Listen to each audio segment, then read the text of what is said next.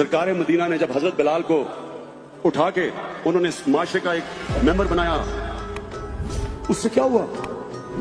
मुसलमान दुनिया वो वाहिद एग्जाम्पल है जिधर गुलाम बादशाह बन गए। हिंदुस्तान में स्लेव डायनेस्टी कुतुबुद्दीन ऐबक गुलाम था, तुर्की में ममलूक वो गुलाम थे, वो जो बादशाह बन गए।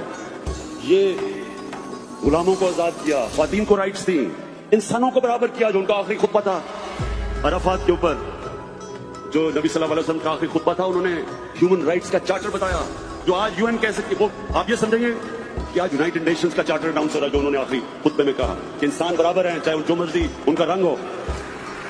जो माइनॉरिटीज थी, मिसाक मदीना साइन किया यहूदियों से, ईसाइयों से, कि आपकी जो इबादत गाह है उनको हम प्रोटेक्ट करेंगे। ये सारे मॉडर्न कॉन्सेप्ट्स हैं, और ये बनना है पाकिस्तान में। आपको बिल्कुल इंशाअल्लाह शर्मिंदा नहीं होने दूंगा, बिल्कुल इंशाअल्लाह